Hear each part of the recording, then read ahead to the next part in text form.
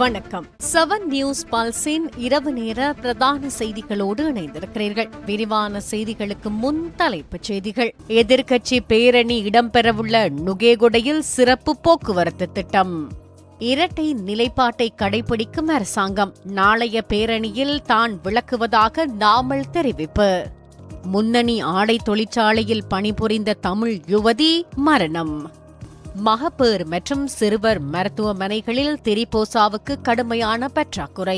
நுகேகுடையில் இடம்பெறவுள்ள ஒன்றிணைந்த எதிர்க்கட்சி பேரணிக்காக சிறப்பு போக்குவரத்து திட்டம் செயல்படுத்தப்பட்டுள்ளது. நுகேகுட ஆனந்த சமரகோன் திறந்தவெளி அரங்கில் நாளை வெள்ளிக்கிழமை ஒன்றிணைந்த பேரணியொன்று நடைபெறவுள்ளதாக முன்னறிவிக்கப்பட்ட நிலையில் நாடாளுமன்ற உறுப்பினர்கள், பிரமுகர்கள், அரசியல் கட்சி தலைவர்கள், பிரதிநிதிகள், ஆதரவாளர்கள் மற்றும் நிகழ்வில் கலந்து கொள்ளும் பொதுமக்களின் பாதுகாப்பை உறுதி செய்வதே இந்த நடவடிக்கையின் நோக்கம் என்று போலீசார் தெரிவித்துள்ளனர். நாளை 21ஆம் தேதி வெள்ளிக்கிழமை நாவல வீதியில் நுகேகுட மேம்பாலம் அருகே உள்ள ஹைலெவல் சந்தியிலிருந்து திரையரங்கு எதிரே உள்ள நாவல சுற்றுவட்ட பாதை வரை வாகன போக்குவரத்து பிற்பகல் 2 மணி முதல் பேரணி முடியும் வரை தடை செய்யப்பட்டுள்ளது. வாகன சாரதிகள் சிரமத்தை தவிர்க்க மாற்று வழி பாதைகளை பயன்படுத்துமாறு அறிவுறுத்தப்பட்டுள்ளனர். இதேவேளை ஒன்றிணைந்த எதிர்க்கட்சிகள் நடத்தும் நுகேகொடை பேரணிக்கு கலந்து கொள்ளப் போவதில்லை என ஐக்கிய மக்கள் சக்தியின் பொதுச் செயலாளர் ரஞ்சித் மதும பண்டார தெரிவித்துள்ளார். ஒன்றிணைந்த எதிர்க்கட்சிகள் நடத்தும் நுகேகொட பேரணி தொடர்பில் ஊடகவியலாளர்கள் கேட்ட கேள்விக்கு பதிலளிக்கும் போதே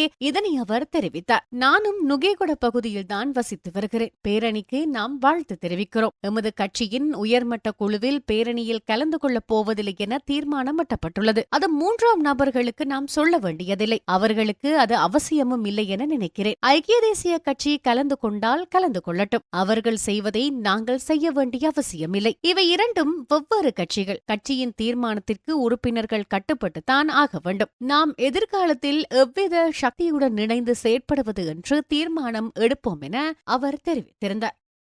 இலங்கை அரசாங்கம் இரட்டை நிலைப்பாட்டை கடைபிடிப்பதாகவும் திருகோணமலையில் உள்ள ஒரு பிரபலமான விகாரையில் இருந்து புத்தர் சிலை சமீபத்தில் அகற்றப்பட்டது தொடர்பாக தெளிவான விளக்கத்தை வழங்க தவறிவிட்டதாகவும் ஸ்ரீலங்கா பொதுஜன பெரமுனவின் தேசிய அமைப்பாளர் நாமல் ராஜபக்ஷ குற்றம் சுமத்தியுள்ளார். ஊடகங்களிடம் அவர் இந்த கருத்தை வெளியிட்டுள்ளார். இந்த விடயம் தொடர்பில் நாடாளுமன்றத்தில் கேள்வி எழுப்பப்பட்ட போது துறைசார் அமைச்சர் உரிய பதிலை வழங்கவில்லை என்றும் நாமல் குறிப்பிட்டுள்ளார். புத்தர் சிலையை அதன் பாதுகாப்புக்காக வெளியே கொண்டு சென்றால் புத்த பிக்குகளை தாக்கியது யார் என்று கேட்டபோது அரசாங்கம் இன்னும் அந்த கேள்விக்கு பதிலளிக்க தவறியுள்ளது என்று அவர் குறிப்பிட்டுள்ளார். அதே நேரம் நாளை 21ஆம் தேதி வெள்ளிக்கிழமை அன்று நுகேகுடையில் நடைபெறவுள்ள பேரணியில் இது தொடர்புடைய அனைத்து பிரச்சினைகளும் தீர்க்கப்படும் என்று நாமல் ராஜபக்ஷ தெரிவித்துள்ளார். இதேவேளை போதுமான வெளிப்படைத்தன்மை இல்லாமல் வெளிநாடுகளுடன் பல ஒப்பந்தங்களை மேற்கொண்டதற்காக அரசாங்கத்தை அவர் விமர்சித்துள்ளார். அத்தியாவசிய மருந்துகளை சரியான நேரத்தில் அரசாங்கம் வழங்க தவறியதாகவும்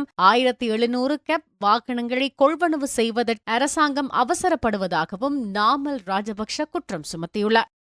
முன்னணி ஆடை தொழிற்சாலையில் சுமார் 14 வருடங்களாக பணிபுரிந்து வந்த தமிழ் யுவதியொருவர் திடீரென உயிரிழந்துள்ளார். அவிசாவளை சீதாவகபுர பகுதியில் இயங்கி வரும் முன்னணி ஆடை தொழிற்சாலையொன்றில் பணிபுரிந்து வந்த யுவதி நிர்வாகத்தின் பொறுப்பற்ற தன்மை காரணமாகவே உயிரிழந்துள்ளதாக சக ஊழியர்கள் குற்றம் சுமத்தியுள்ளனர். சம்பவம் தொடர்பில் மேலும் தெரிய வருவதாவது: பரமசிவம் புஷ்பலதா எனப்படும் குறித்த யுவதி கடந்த அக்டோபர் மாதம் 10ஆம் தேதி தொடர்ச்சியாக பணிபுரிந்து கொண்டிருந்த நிலையில் உடல்நல குறைவு காரணமாக சிகிச்சை பெறுவதற்காக தொழிற்சாலை நிர்வாகத்திடம் அனுமதி கோரியிருந்த போதிலும் அவருக்கான பணி நேரம் நிறைவடையும் வரையில் அவர் செல்ல அனுமதிக்கப்படவில்லை. இவ்வாறு நிர்வாகத்தின் பொறுப்பின்மை காரணமாக உயிரிழந்த யுவதியின் மரணத்திற்கு நீதி கோரி வணிக மற்றும் தொழில்துறை தொழிலாளர் சங்க உறுப்பினர்கள் சிலர், ஐக்கிய பொது தொழிலாளர் சங்கத்தின் உறுப்பினர்கள் சிலர் மற்றும் சமூக ஆர்வலர்கள் சம்பவம் தொடர்பில் துண்டு பிரசுரங்களை அவிசாவளை நகரில் விநியோகித்து எதிர்ப்பை தெரிவித்து வந்துள்ளனர். இதன்போது அவர்கள் விடுப்பு உரிமை மற்றும் தொழிலாளர் தொழிற்சங்கங்களை உருவாக்கி சேருவதன் முக்கியத்துவம் தொடர்பில் விழிப்புணர்வை ஏற்படுத்தியுள்ளனர். இச்சந்தர்ப்பத்தில் இந்த சமூக ஆர்வலர்களுக்கு உயிர் அச்சுறுத்தல் விடுக்கப்பட்டுள்ளதாக அங்கிருப்பவர்கள் ஊடகங்களுக்கு தெரிவித்துள்ளனர். குறித்த முன்னணி நிறுவனத்தின் ஊழியர்கள் என அடையாளப்படுத்தப்பட்ட குழுவினர் மூலமே தாங்கள் அச்சுறுத்தப்பட்டதாக சமூக ஆர்வலர்கள் ஊடகங்களுக்கு தெரிவித்துள்ளனர். நாடு முழுவதும் உள்ள பல மகப்பேறு மற்றும் சிறுவர் மருத்துவமனைகளில் திரிபோசாவுக்கு கடுமையான பற்றாக்குறை ஏற்பட்டுள்ளதாக மருத்துவர் சஞ்சீவ தெரிவித்துள்ளார். தற்போது நிலவும் இந்த தட்டுப்பாடு காரணமாக திரிபோசா குறிப்பிட்ட சில பிரிவினருக்கே வழங்கப்பட்டு வருவதாகவும் அவர் சுட்டிக்காட்டினார். இதன்படி 3 வயதுக்கு மேற்பட்ட கடுமையாக பாதிக்கப்பட்ட ஊட்டச்சத்து குறைபாடுள்ள குழந்தைகள், இரத்த சோகையுள்ள தாய்மார்கள், சுகாதாரமற்ற எடை கொண்ட கர்ப்பிணி தாய்மார்களுக்கு மட்டுமே திரிபோசா வழங்கப்படுகிறது. கடந்த பல வருடங்களாக 3 வயதிற்குட்பட்ட சிறுவர்களுக்கு திரிபோசா வழங்கப்படவில்லை என்றும் இந்த திட்டம் மீண்டும் தொடங்கப்படும் என அதிகாரிகள் அறிவித்திருந்த போதிலும் இதுவரை அரசாங்கம் அதனை நடைமுறைப்படுத்த தவறிவிட்டதாகவும் மருத்துவர் சஞ்சீவ வருத்தம் தெரிவித்துள்ளார். இத்துடன் 7 நியூஸ் பல்ஸின் இரவு நேர பிரதான செய்தி நிறைவடைகிறது. தொடர்ந்தும் செய்திகளை தெரிந்து கொள்ள 7 நியூஸ் பல்ஸ் என்கின்ற யூடியூப் சேனலை சப்ஸ்கிரைப் செய்வதோடு 7 நியூஸ் பல்ஸ் வெப்சைட்டையும் பார்வையிடுங்கள்.